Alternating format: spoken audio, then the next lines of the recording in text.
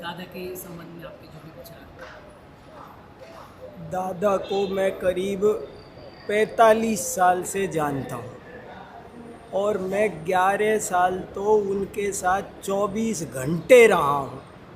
रात को 12 बजे तक मैंने उनके साथ में काम किया है।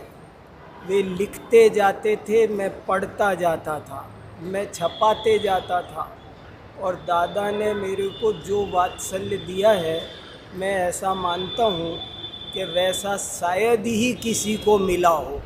मैं बहुत निकट से उनको देखता था, बहुत गहरा चिंतन करते थे, बहुत अच्छे श्रेष्ठ उच्च कोटि के वक्ता थे, लेखक थे और मन का तो कहना ही क्या। आज मैं बहुत अच्छे से कह सकता हूँ कि वे इस युग के बहुत बड़े संत थे और ये बात आज नहीं 100 साल बाद जनता समझेगी कि वे कितने बड़े संत थे। मैं उनको संत मानता हूँ और दादा ने जो कुछ कहा, एक एक पंक्तियाँ मैं रात और दिन पढ़ता हूँ, सोचता हूँ। और मेरा ऐसा एक बात और मानना है कि दादा कोई साधारण विद्वान नहीं थे।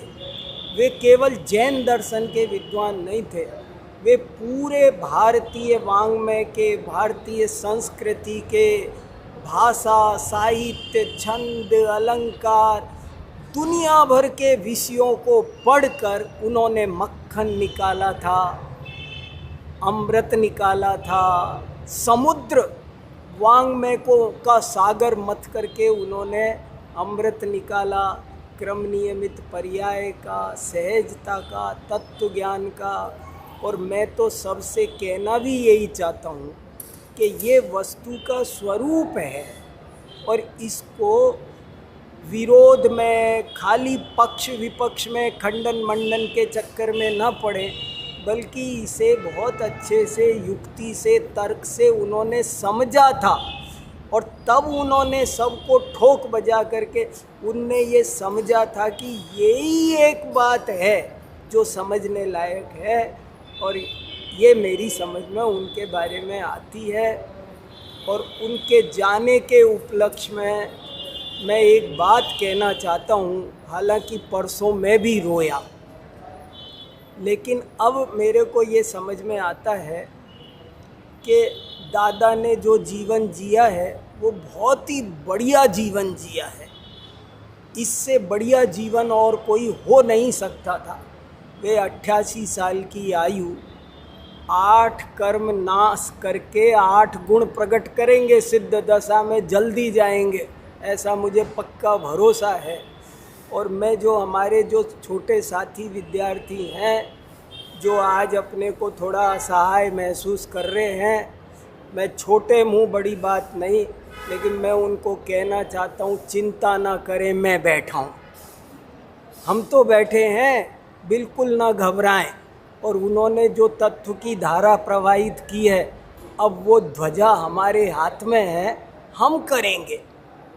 और मैं सबसे कहना चाहता हूँ कि दादा को सबसे बढ़िया श्रद्धांजलि ये होगी कि हम भी दादा बनकर दिखाएं। अब हम 1000 विद्यार्थियों को दादा बनने का समय आया है, हमको दादा।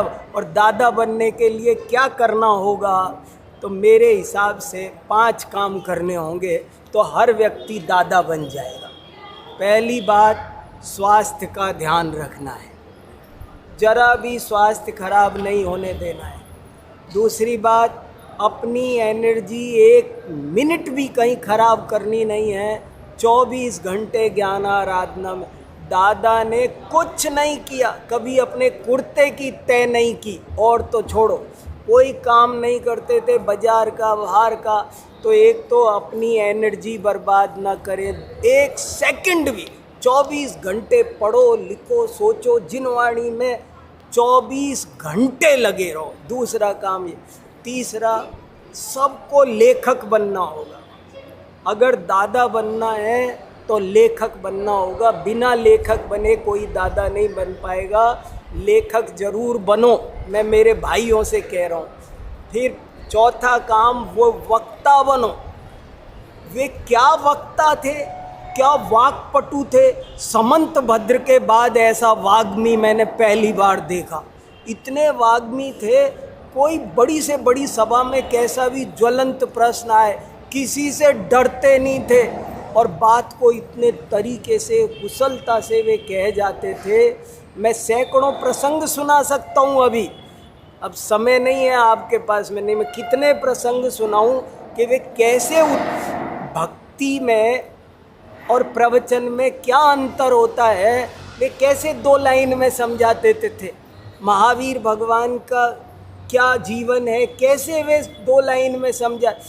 जैन धर्म नर से नारायण बनने की नहीं, पशु से परमात्मा बनने की कला सिखाता है। उनके जो प्रवचन है, अहिंसा पर जो प्रवचन है, क्षमावाणी पर जो प्रवचन है, आपने ऐसे पर्व तो बहुत देखे होंगे जब आप मित्रों के घर जाते हैं, लेकिन क्षमावाणी एक ऐसा पर्व है जब आप शत्रुओं के घर जाते हैं। उन्हें मैंने जब भी उनको लाखों की सभा बैठी हो तो तालियां गड़गड़ाहट हो जाए, तो मैं चौथी बात सबसे ये कहना चाहता हूँ कि अच्छे वक्ता बने। मैं हुक्मचंद भारिल के 1000 शिष्यों से कहना चाहता हूँ कि समय आया है, अब तुम सबको हुक्मचंद भारिल बनना है। यदि वे तुम्हारे गुरु थे, यदि तुम उन्हें श्रद्धांजलि देना चाहते हो, तो तुम हुक्मचंद भारिल बनो। ये झंडा गिरना नहीं चाहिए, गोली लगे शरीर गिरे, पर झंडा नहीं गिरना चाहिए। और 5वां काम ये है कि हमको बहुत अच्छा चिंतक बनना पड़ेगा। वे किसी बात को बहुत सोचते थे, मैंने रात को 12 बजे घूम घूम करके सोचते देखा है, ऐसे ऐसे, इसका उल्टा क्या, इसका सीधा क्या, क्या सोचते थे वो एक एक बात पर। राजुल को वैराग्य कैसे हो रहा है, सारी परंपरा खड़ी है, लेकिन वो अपने मौलिक चिंतक, ऐसा वैराग्य नहीं हो सकता, ऐसे नहीं हो सकता, ऐसे नहीं हो सकता। राजुल के मुंह में ये कथन अच्छा नहीं लग रहा, उग्रसेन के मुंह में ये कथन, भरत बाहुबली क्या उन्होंने, तो चिंतक बहुत बड़े थे। तो यदि टोडरमल महाविद्यालय के विद्यार्थी 5 काम कर लें, तो इससे बढ़िया हुक्मचंद भारिल को श्रद्धांजलि नहीं हो सकती, उनकी भक्ति नहीं हो सकती, उनकी सेवा नहीं हो सकती। उनको उन ऋण चुकाना है, उनको अगर हमें दक्षिणा देनी है, तो मैं मेरे सब विद्यार्थियों से कह रहा हूँ, घबराएं नहीं, मैं बैठा हूँ, पर 5 काम करें। और हम सब यदि हुक्मचंद भारिल बन गए, तो हुक्मचंद भारिल नास्ति ये शाम यसे काये जरा मरणज भयम, जिन सेनाचार्य ने हरिवंश पुराण 69/79 नंबर के श्लोक में लिखा है, ज्ञानियों की मृत्यु शोक का नहीं संतोष का विषय होती है। हुक्मचंद भारिल के इस देह विलय के अवसर पर मैं ये कहना चाहता हूँ कि जैन दर्शन में जन्म को उत्सव माना, विवाह को उत्सव माना, लेकिन मृत्यु को महोत्सव माना। आज मेरे गुरुजी का उत्सव है, महोत्सव है, और मेरा मन तो आज नृत्य कर रहा है। मैं तो खुश हूँ, प्रसन्न हूँ। वे बहुत बढ़िया जीवन जी के गए हैं, अमृत वर्षा करके गए हैं। मैं तो जीवन भर उनका अमृत पीऊँगा।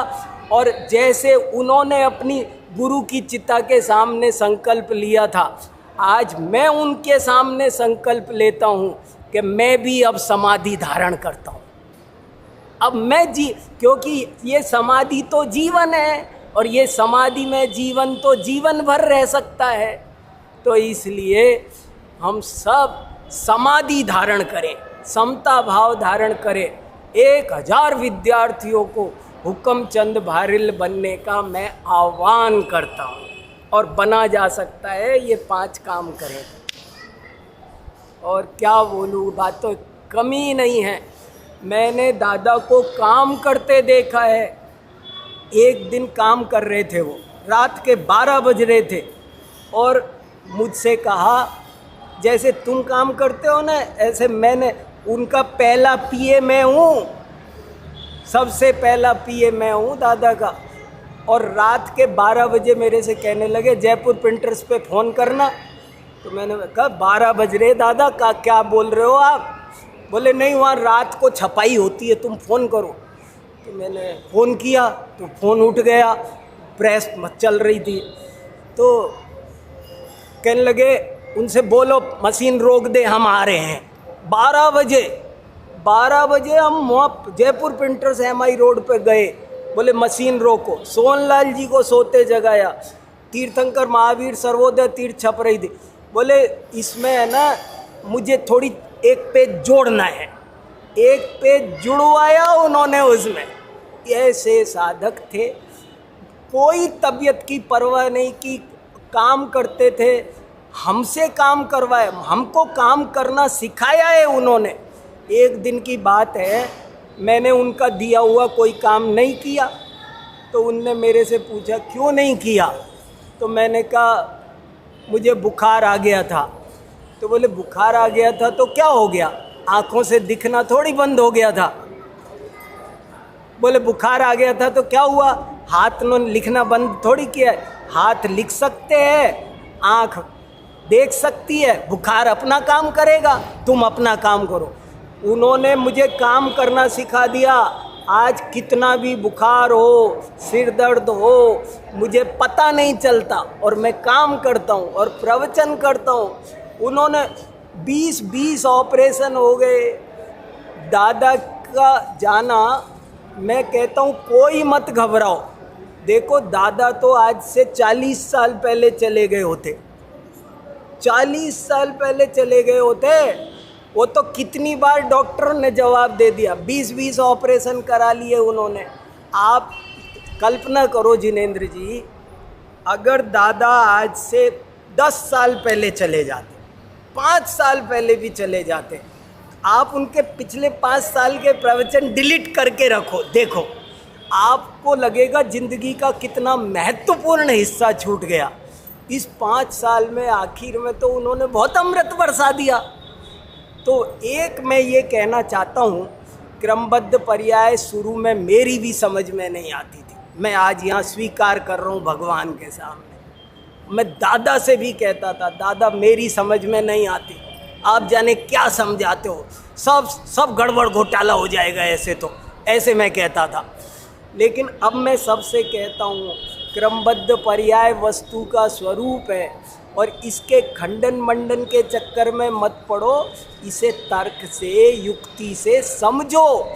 इसके पक्ष में पूरा जिनागम है, इसके पक्ष में समंतभद्र है, अष्टसहस्त्री है, इसके पक्ष में जाने क्या क्या भरा पड़ा है।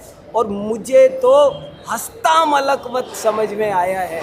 और अब 4 साल से तो मैंने है ना दादा को बहुत गहराई से, मैं हर प्रवचन मैंने एक भी नहीं छोड़ा पिछले 5 साल में। और ऑनलाइन भी होता हो तो मैं सुनता हूँ। और जाने क्या योग बैठता था, दादा बोलते थे, हजारों लोग सुनते थे, ऐसे ही मैं भी जुड़ जाता था। लेकिन पता नहीं उनके सामने मैं ही आ जाता था और बार बार वीर सागर वो कहते थे मैं तुझे सुना रहा हूँ, तेरी समझ में आ जाए। तो मुझे इतना आज मैं गर्वित हूँ मैं कि मुझे हुकमचंद भारिल जैसा गुरु मिला है।